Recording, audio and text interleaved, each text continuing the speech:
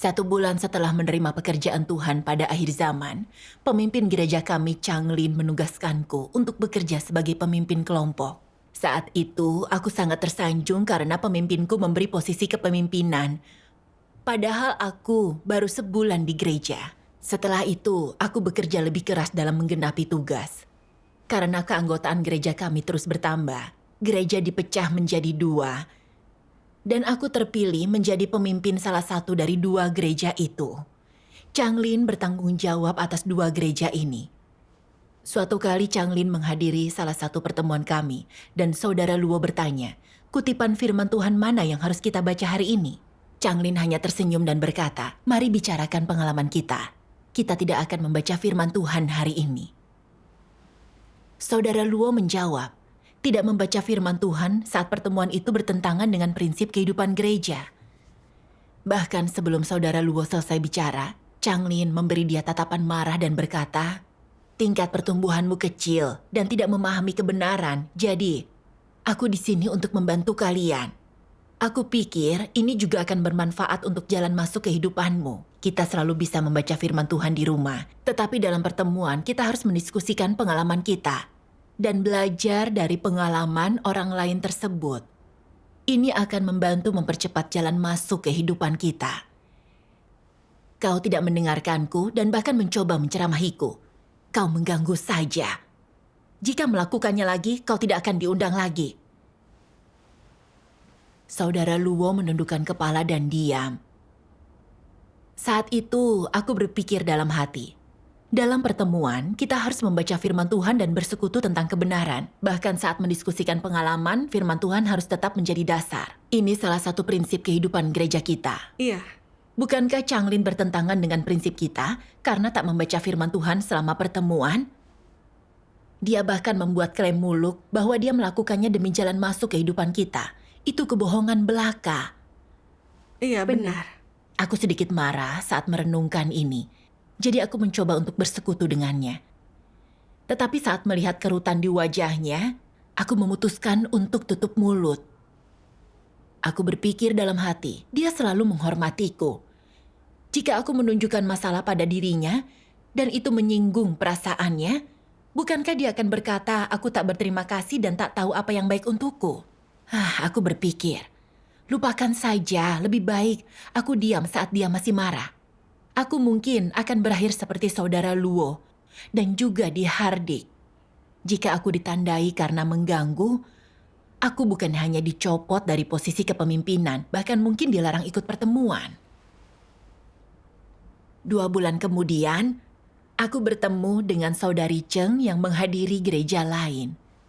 Dengan jengkel dia memberitahuku bahwa Changlin secara sewenang-wenang memberhentikan dan mengganti 2 diaken, lalu menugaskan seorang kerabat untuk menyirami saudara-saudari. Tetapi dia itu tak mengejar kebenaran dan tak mempersekutukan pengalaman dan pemahamannya tentang firman Tuhan. Jadi tidak ada yang mendapatkan apa-apa dari pertemuan itu. Saudari Cheng juga memberitahuku, dalam satu pertemuan dia mencoba memberi saran kepada kerabat Changlin. Tetapi dia tidak mau menerimanya dan bahkan bersikap seolah-olah Saudari Cheng berusaha menekannya. Saat Changlin tahu, dia berkata saudara-saudari dalam kelompok Saudari Cheng mengganggu kehidupan gereja dan harus merenungkan tindakan mereka. Semudah itu, dia mengisolasi mereka dari gereja, tidak mengizinkan berkumpul, bahkan tak memberi mereka khotbah terbaru Tuhan. Saudara-saudari tidak bisa mendapatkan penyediaan yang mereka butuhkan. Bukankah ini menyalahi prinsip-prinsip gereja? Tentu saja. Dengan air mata berlinang, Saudari Cheng bertanya kepadaku, apakah aku bisa membantu mereka menyelesaikan masalah ini? Melihat Saudari Cheng seperti itu, membuatku terkejut dan juga sedih. Bagaimana keadaan berubah begitu cepat setelah baru 2 bulan memecah gereja? Aku juga tidak tahu harus berbuat apa. Sedangkan intervensi, aku tidak bertanggung jawab atas pekerjaan gereja itu dan tidak tahu secara spesifik situasi mereka. Jika tidak menyelesaikan masalahnya, aku mungkin akan menerima kritik. Jika Changlin tahu, entah apa yang akan dia lakukan kepadaku. Aku berpikir dalam hati, kenapa tidak menunggu sampai pemimpin yang lebih tinggi datang dan berdiskusi dengannya saja? Aku memutuskan mengambil tindakan yang paling tidak ofensif untuk semua orang. Aku memberitahu Saudari Cheng, saat pemimpin yang lebih tinggi datang, aku akan berdiskusi dengannya. Pemimpin itu memahami kebenaran dan bisa melihat ke inti masalah. Dia bisa efektif menyelesaikan situasi ini. Namun Saudari Cheng menjawab, ini tidak bisa menunggu 1 hari lagi. Mungkin kau bisa menulis surat kepada pimpinan atas tentang masalah ini? Permintaan Saudari Cheng membuatku merasa bimbang.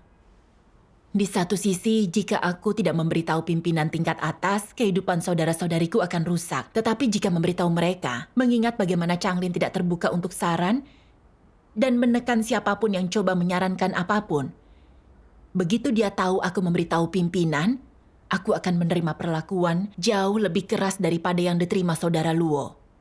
Dia mungkin menandaiku untuk pelanggaran yang lebih serius. Saat Saudari Cheng melihat betapa ragu dan tidak yakinnya aku, dia hanya menggelengkan kepala dengan lembut dan pergi. Ekspresi kecewa, sedih, dan tak berdaya di wajah Saudari Cheng membuatku merasakan sebuah pisau menancap di dadaku. Aku bahkan tidak bisa menggambarkan perasaan itu. Aku pulang ke rumah dengan sedih dan bahkan tidak bisa makan malam. Malam itu aku terbaring di tempat tidur dengan gelisah dan tidak bisa tidur. Aku terus teringat ekspresi sedih dan kecewa di wajah Saudari Cheng. Jadi aku datang ke hadapan Tuhan dalam doa. Aku berdoa, ya Tuhan tolong bimbing aku. Tindakan apa yang sesuai dengan kehendak-Mu. Lalu aku melihat kutipan firman Tuhan ini. Hati nurani dan nalar kedua-duanya seharusnya menjadi bagian dari kemanusiaan seseorang. Keduanya adalah hal yang paling mendasar dan paling penting. Orang macam apakah yang tidak memiliki hati nurani dan tidak memiliki nalar kemanusiaan yang normal? Secara umum, dia adalah orang yang tidak memiliki kemanusiaan, orang yang memiliki natur kemanusiaan yang buruk. Mari kita analisis ini dengan saksama. Bagaimana orang ini mewujudkan kemanusiaan yang rusak sedemikian rupa, sehingga orang-orang mengatakan dia tidak memiliki kemanusiaan? Apa ciri-ciri yang dimiliki orang-orang semacam itu? Perwujudan spesifik apa yang mereka tunjukkan? Mereka bertindak sembrono, menjauh dari semua yang tidak berkaitan dengan diri mereka. Mereka tidak memikirkan kepentingan rumah Tuhan ataupun kehendak Tuhan. Mereka tidak terbeban untuk bersaksi bagi Tuhan atau melakukan tugas mereka. Mereka tidak memiliki rasa tanggung jawab. Bahkan beberapa orang tetap diam setelah melihat ada masalah dalam tugas mereka. Mereka melihat gangguan dari orang lain tetapi tak mencoba untuk menghentikannya. Mereka tidak memikirkan kepentingan rumah Tuhan. Juga sama sekali tidak memikirkan tugas atau tanggung jawab mereka sendiri. Mereka berbicara, bertindak, menonjol, mengerahkan upaya, dan mengeluarkan tenaga hanya demi keangkuhan, gengsi, kedudukan, kepentingan, dan kehormatan mereka sendiri. Firman Tuhan tiba-tiba menyadarkanku.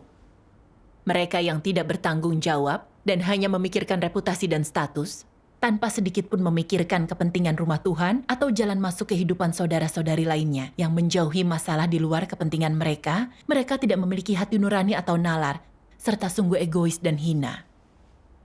Bukankah aku orang seperti itu?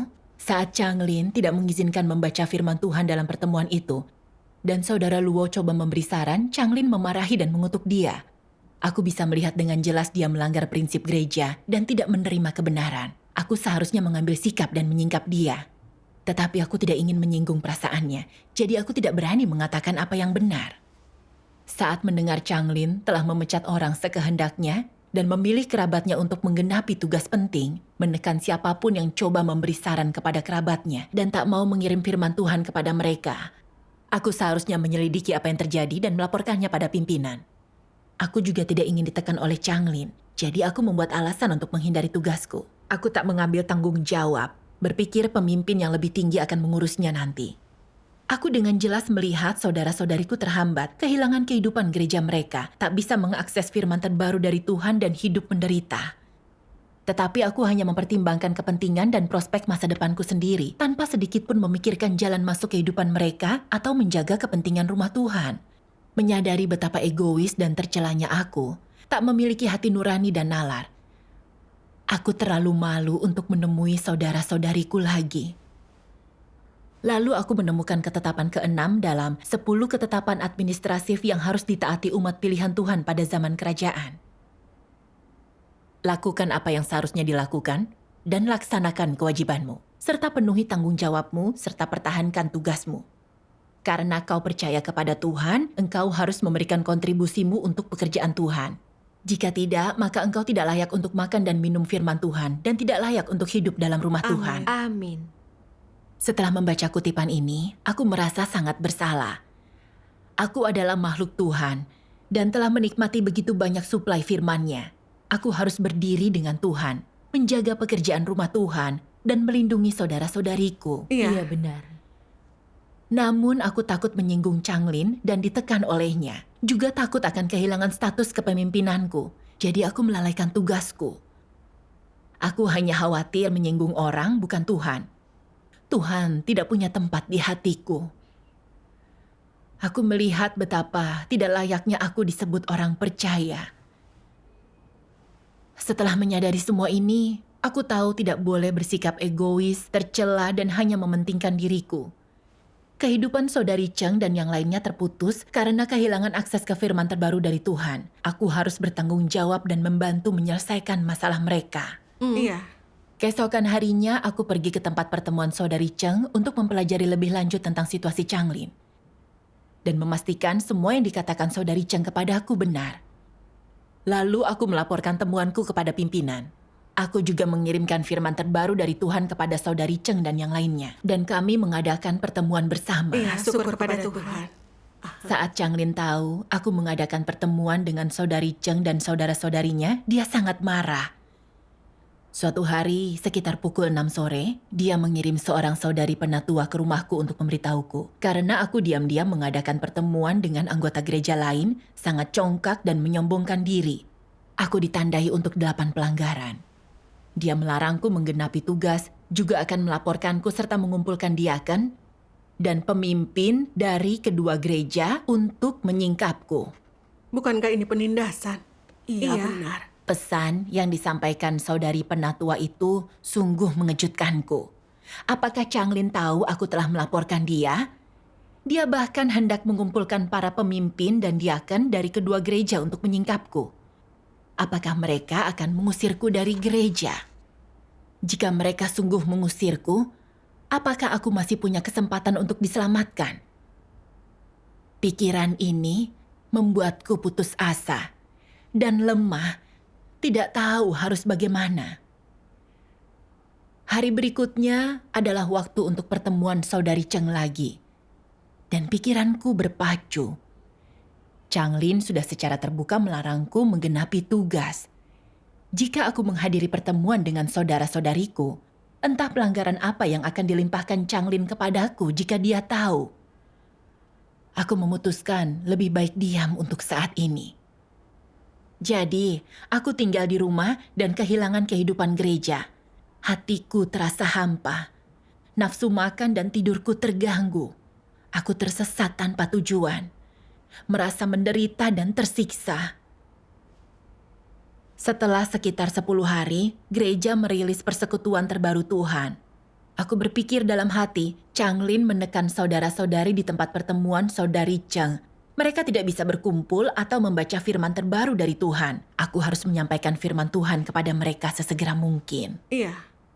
Namun aku juga berpikir, jika Changlin tahu aku mendatangi mereka, dia akan menandaiku untuk pelanggaran lain. Aku mungkin akan dikeluarkan dari gereja dan kehilangan hubunganku dengan rumah Tuhan. Aku tidak bisa memutuskan.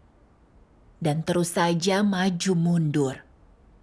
Tetapi pada akhirnya, aku tetap memutuskan tidak menyampaikan firman Tuhan kepada saudari Cheng.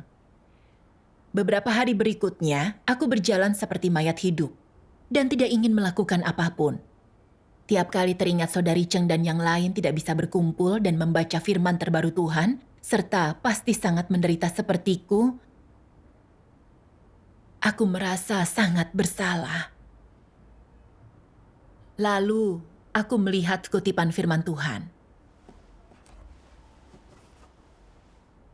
Kebanyakan orang ingin mengejar dan menerapkan kebenaran, tetapi seringkali Mereka hanya memiliki tekad dan keinginan untuk melakukannya. Mereka tidak memiliki kehidupan kebenaran di dalam diri mereka. Akibatnya, saat mereka bertemu kekuatan jahat atau orang-orang jahat yang melakukan perbuatan jahat, atau para pemimpin palsu dan antikristus yang melanggar prinsip, sehingga menyebabkan pekerjaan rumah Tuhan mengalami kerugian dan membahayakan umat pilihan Tuhan, mereka kehilangan nyali untuk berdiri dan bicara. Apa artinya saat engkau tidak punya keberanian? Apakah karena engkau malu atau sukar berbicara? Atau karena tidak paham dan tidak berani berbicara? Tidak satu pun dari hal-hal ini berarti bahwa engkau sedang dikendalikan oleh beberapa jenis watak yang rusak. Salah satu watak adalah kelicikan. Engkau memikirkan diri sendiri terlebih dahulu. Berpikir, jika aku berbicara apakah itu akan membantuku? Jika aku berbicara dan menyinggung seseorang, lalu bagaimanakah kami akan bisa rukun? Ini adalah mentalitas yang licik, bukan? Bukankah ini berasal dari memiliki watak yang licik? Watak lainnya adalah egois dan jahat. Engkau berpikir, apa hubungan dirugikannya kepentingan rumah Tuhan dengan diriku? Mengapa aku harus peduli? Itu bukan urusanku. Sekalipun aku melihat dan mendengar tentang hal itu, aku tidak perlu melakukan apapun. Itu bukan tanggung jawabku. Aku bukanlah pemimpin. Hal-hal semacam itu ada di dalam dirimu, seolah-olah hal itu telah muncul dari pikiran bawah sadarmu. Dan seolah-olah hal itu menempati posisi permanen di dalam hatimu. Semua itu adalah watak manusia yang rusak dan jahat. Watak rusakmu yang jahat mengendalikan dirimu. Engkau bahkan tidak menguasai mulutmu. Bahkan jika ingin berkata jujur, engkau tak mampu dan tidak berani melakukannya. Engkau tak mampu melakukan atau mengatakan hal-hal yang seharusnya atau memikul sebagian kecil saja dari tanggung jawab yang seharusnya. Tangan dan kaki yang diikat oleh watak rusakmu yang jahat, engkau sama sekali tidak memegang kendali. Watak rusakmu yang jahat memberitahumu apa yang harus kau katakan dan engkau mengatakannya. Watak rusakmu memberitahumu apa yang harus kau lakukan dan engkau melakukannya. Dalam hatimu, engkau berpikir, kali ini aku akan berusaha keras dan berdoa kepada Tuhan. Aku harus mengambil sikap dan menegur orang yang mengganggu pekerjaan rumah Tuhan dan yang tidak bertanggung jawab dalam tugas mereka. Aku harus memikul tanggung jawab ini. Jadi dengan susah payah engkau mengumpulkan keberanian untuk bicara, hasilnya saat orang lain tersebut marah, engkau merasa tidak berdaya dan mundur. Apakah engkau sungguh memegang kendali? Apa gunanya keberanianmu? Apa gunanya tekad dan ketetapan hatimu? Semua itu tidak berguna. Engkau tidak mencari kebenaran, apalagi menerapkan kebenaran. Engkau hanya terus berdoa, menguatkan tekadmu, menetapkan niatmu, dan bersumpah. Apa hasil dari semua ini? Engkau tetap orang yang selalu setuju. Aku tidak akan menyinggung atau memancing kemarahan siapapun. Jika itu bukan urusanku, aku akan menjauh. Aku akan diam tentang hal-hal yang tidak ada hubungannya denganku. Jika ada apapun yang merugikan kepentingan atau harga diriku, aku tetap tidak akan peduli. Dan akan memperlakukan semua itu dengan hati-hati. Aku tidak boleh gegabah. Orang yang paling menonjol akan diserang pertama kali dan aku tidak sebodoh itu. Engkau dikendalikan oleh watak rusakmu yang jahat, licik, keras, dan membenci kebenaran. Watak-watak jahat itu membuatmu kelelahan, semakin berat untuk kau tanggung, lebih dari tiara emas Raja Kera. Hidup di bawah kendali watak yang rusak sangat melelahkan dan menyiksa. Benar. Iya, benar. Firman Tuhan mengungkap watak rusakku. Saat Changlin menandaiku untuk beberapa pelanggaran dan melarangku menggenapi tugas, aku takut makin ditindas atau diusir dari gereja. Dan karena ingin melindungi prospek masa depanku, aku takut untuk berkumpul dan menyampaikan firman Tuhan kepada saudari Cheng dan yang lainnya. Bahkan lebih takut untuk menyingkap perilaku jahat Changlin. Dan aku tidak peduli jika kehidupan saudara-saudariku rusak. Hanya membuang amanat Tuhan, aku melihat bahwa aku sama sekali tidak memiliki kesetiaan kepada Tuhan. Aku telah mengkhianati Tuhan. Di saat genting itu, aku harus menerapkan kebenaran. Tetapi aku berada di bawah pengaruh watak rusakku, jahat dan licik. Dan tidak bisa menerapkan kebenaran sama sekali. Akibatnya, saudara-saudariku tidak menerima suplai kehidupan mereka dan hidup dalam kenegatifan dan kelemahan. Bukankah aku menyakiti saudara-saudariku? Saat sadar bahwa aku telah bersikap begitu pengecut, egois, dan tercela, Aku merasa sedikit menyesal dan juga merasa bersalah. Aku menemukan kutipan lain dari firman Tuhan. Engkau berkata engkau memperhatikan beban Tuhan dan akan membela kesaksian gereja. Tetapi siapa yang sungguh telah melakukannya, tanyakan kepada dirimu. Sudahkah engkau menunjukkan pertimbangan akan beban Tuhan? Dapatkah engkau melakukan kebenaran untuk Tuhan? Dapatkah engkau berdiri dan berbicara bagiku? Dapatkah engkau dengan teguh melakukan kebenaran? Apakah engkau cukup berani untuk melawan semua perbuatan iblis? Apakah engkau mampu menyingkirkan emosimu dan menyingkapkan iblis demi kebenaranku? Dapatkah engkau membiarkan maksud-maksudku digenapi di dalam dirimu? Sudahkah engkau menyerahkan hatimu pada saat-saat paling krusial? Apakah engkau seseorang yang melakukan kehendakku? Tanyakanlah pertanyaan-pertanyaan ini kepada dirimu dan seringlah memikirkan tentang hal ini. Iya. Aku juga melihat kutipan dari sangatlah penting untuk memahami watak Tuhan. Kesedihan Tuhan disebabkan manusia yang Dia harapkan tetapi telah jatuh ke dalam kegelapan. Karena pekerjaan yang dilakukannya bagi manusia tidak memberikan hasil sesuai dengan harapannya. Dan karena umat manusia yang dikasihinya itu tidak semuanya bisa hidup dalam terang. Tuhan merasa sedih kepada umat manusia yang tak berdosa, kepada orang yang jujur tetapi bebal, dan kepada orang yang baik tetapi tidak memiliki pandangannya sendiri. Kesedihannya adalah lambang kebaikannya, dan belas kasihannya lambang keindahan dan lambang kebaikan. Amin. Amin. Saat merenungkan firman Tuhan, aku makin merasa bersalah. Saudari Cheng membawa masalah mereka kepadaku karena mempercayaiku. Seharusnya aku bertanggung jawab dan menjaga kepentingan rumah Tuhan. Benar. Tetapi aku melawan hati nuraniku dan tidak menerapkan kebenaran. Aku berdiri di sisi iblis dan menjadi penjaganya. Kini saudara-saudari hidup dalam penderitaan, tak bisa mendapatkan suplai kehidupan yang mereka butuhkan. Tuhan sedih dan putus asa. Dia berharap aku bisa mengambil sikap, mempertimbangkan niatnya, dan melindungi umat pilihannya. Changlin mungkin melarangku menggenapi tugas sebagai pemimpin gereja, tetapi aku anggota rumah Tuhan. Jadi aku bertanggung jawab untuk melindungi pekerjaan rumah Tuhan dan umat pilihan Tuhan. Aku tak bisa melalaikan tugas dan melindungi diriku lagi. Itu benar sekali ya. Aku berdoa ke hadapan Tuhan. Tuhan, Kau telah meninggikanku dengan tugas kepemimpinan. Tetapi aku egois, tercela, dan hanya memikirkan diriku. Jadi aku tak pantas menerima amanat ini. Tuhan, aku tidak akan memikirkan prospek masa depanku lagi. Aku juga bersedia untuk sepenuhnya bertobat, bangkit dan menggenapi tugasku. Aku memohon agar Kau membimbingku, Tuhan. Amin. Amin. Setelah berdoa, aku merasa jauh lebih tenang.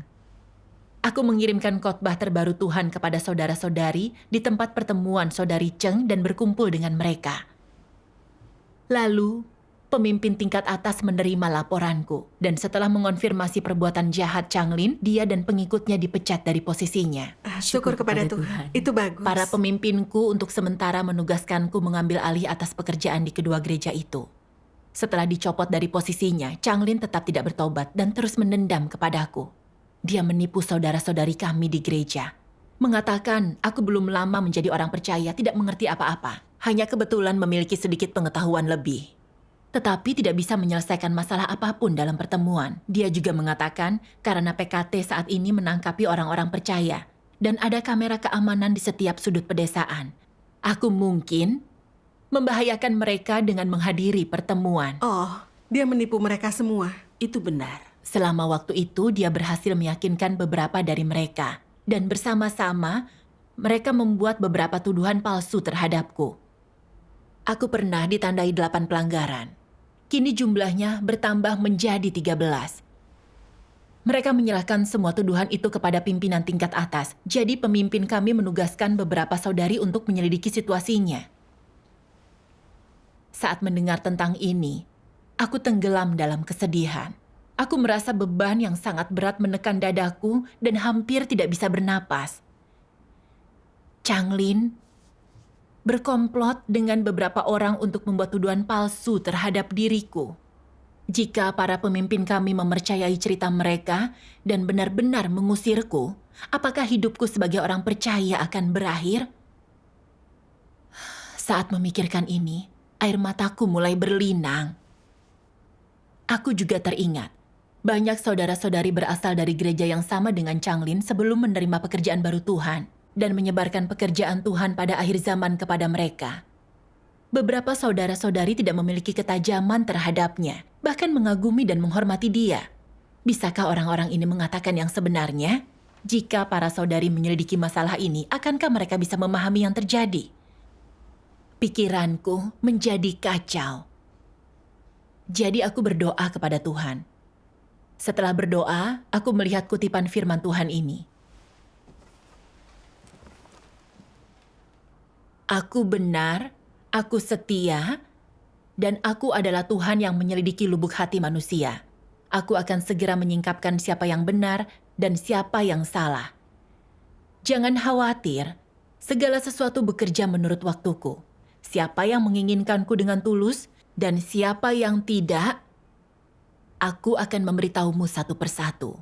Makan, minum, dan mendekat sajalah kepadaku ketika engkau masuk ke dalam hadiratku, dan aku akan secara pribadi melakukan pekerjaanku. Jangan terlalu berhasrat untuk mendapatkan hasil yang cepat. Pekerjaanku bukanlah sesuatu yang bisa diselesaikan semua di waktu yang sama. Di dalamnya ada langkah-langkahku dan hikmatku.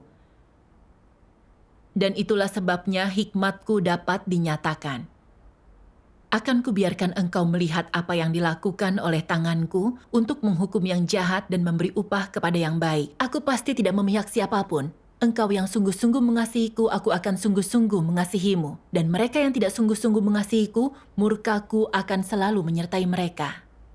Agar mereka ingat untuk selama-lamanya bahwa akulah Tuhan yang benar, Tuhan yang menyelidiki lubuk hati manusia. Amin. Amin. Kuasa dan otoritas firman Tuhan segera menenangkan hatiku. Tuhan itu benar dan bisa dipercaya. Rumah Tuhan diperintah oleh Kristus oleh kebenaran dan keadilan. Amin. Iya. Karena aku tidak tahu kebenaran Tuhan dan tidak percaya bahwa Dia memeriksa segala sesuatu, aku khawatir para saudari akan mempercayai satu sisi cerita saat menyelidiki situasiku dan akan mengusirku. Bukankah aku menyamakan rumah Tuhan dengan negara naga merah yang sangat besar? PKT memerintah dengan cara tirani dan sewenang-wenang. Mereka membengkokkan kebenaran dan membalikan fakta untuk menekan kaum nonkonformis. PKT membuat tuduhan palsu terhadap mereka dan menghancurkan seluruh hidup mereka. Iya. Orang biasa hanya harus menerima penindasan itu. Tidak ada jalan menegakkan keadilan. Benar. Namun rumah Tuhan diperintah oleh kebenaran. Jika antikristus atau orang jahat berkuasa, hanya masalah waktu sampai mereka terungkap dan disingkirkan. Iya benar. Ini adalah watak benar Tuhan. Amin. Amin. Rumah Tuhan juga mengusir orang berdasarkan prinsip kebenaran. Orang dinilai berdasarkan fakta kesalahan mereka. Tidak ada yang dikeluarkan hanya karena seseorang menandai mereka untuk beberapa pelanggaran. Aku tidak melakukan kesalahan yang mereka katakan. Mereka membengkokkan kebenaran dan memutarbalikkan fakta. Kebenaran dan fakta pada akhirnya akan terungkap. Aku tahu Tuhan memeriksa semua ini. Amin. Itu benar sekali. Saat memikirkan ini, aku tidak merasa terlalu sedih. Dan aku telah memperbarui iman kepada Tuhan. Aku berdoa kepada Tuhan. Berkata, "Ya Tuhan, entah aku dikeluarkan atau tidak, aku bersedia tunduk dan mengalami pekerjaan-Mu." Benar sekali. Amin. Beberapa hari kemudian, para pemimpin kami memahami kebenaran masalah ini dan mendapati tuduhan yang mereka buat memutarbalikan fakta dan semuanya dibuat-buat. Mereka mendapati bahwa Changlin selalu bertindak sewenang-wenang serta telah mengisolasi dan mencopot orang dari tugas mereka sekehendaknya, tetapi mengangkat kerabatnya sendiri. Dia menekan semua saudara-saudari yang mencoba memberi saran. Dan bahkan setelah dipecat, dia tidak bertobat. Dia terus menipu dan menjebak orang untuk mengendalikan umat pilihan Tuhan dan memulai kerajaannya sendiri. Sebenarnya dia adalah antikristus yang jahat dan Iya licik. benar. Iya. Para pemimpin kami mempersiapkan dokumen yang diperlukan untuk mengeluarkan dia dari gereja. Saat mendengar ini, aku benar-benar tersentuh. Aku melihat Tuhan sepenuhnya benar. Amin. Dan seberapapun licik dan jahatnya antikristus, pengaruh mereka berumur pendek. Karena mereka tidak memiliki tempat di rumah Tuhan. Dan pada akhirnya akan disingkirkan, dan ditinggalkan selamanya oleh umat pilihan Tuhan. Iya. Amin. Amin. Aku juga merasa malu dan bersalah. Karena tidak mengenal Tuhan, salah paham dan menyalahkan Dia, berpikir bahwa gereja seperti dunia sekuler. Aku menghujat Tuhan. Namun, Tuhan tidak memperlakukanku berdasarkan pelanggaranku dan terus membimbingku untuk mengalami lingkungan ini. Aku sangat berterima kasih kepada Tuhan. Iya, syukur kepada Tuhan. Tuhan. Amin. Di kemudian hari, semua saudara-saudariku memperoleh pemahaman tentang Changlin dan setuju untuk mengeluarkan dia dari gereja. Selalu menyenangkan saat seorang antikristus diusir. Amin. Amin. Saudara-saudariku tidak lagi ditipu dan dikendalikan oleh antikristus, Ya. serta bisa dengan bebas menggenapi tugas bersekutu tentang kebenaran dan menjalani kehidupan gereja yang normal. Syukur kepada Tuhan. Syukur kepada Tuhan. Ya, syukur kepada Tuhan. Setelah mengalami penindasan dan tuduhan palsu dari antikristus, aku memperoleh pemahaman tentang antikristus, melihat bagaimana mereka menipu dan menghancurkan orang, serta memiliki natur dan hakikat yang membenci kebenaran. Aku juga menyaksikan kebenaran, kemahakuasaan, dan hikmat Tuhan. Tuhan menggunakan rencana licik iblis untuk membantu kita memahami kebenaran dan memperoleh pemahaman, agar bisa membebaskan diri dari pengaruh gelap iblis, sepenuhnya meninggalkan semua antikristus dan orang jahat, serta sungguh kembali dan tunduk kepadanya. Amin. Amin. Melalui penyingkapan Tuhan, aku juga belajar sedikit tentang watak rusakku, serta betapa aku terlalu egois dan tercela. Aku diliputi ketenangan dan kebebasan yang datang dengan mengkhianati daging dan menerapkan sesuai firman Tuhan. Syukur kepada Tuhan. Amin. Melalui pengalaman ini, aku juga belajar kita selalu memiliki izin Tuhan pada saat senang maupun saat susah. Beginilah cara Tuhan menyempurnakan dan menyelamatkan Syukur kita. kepada Tuhan. Syukur kepada Tuhan yang Pekerjaan Maha Tuhan sangat Kuasa. nyata, sangat bijaksana.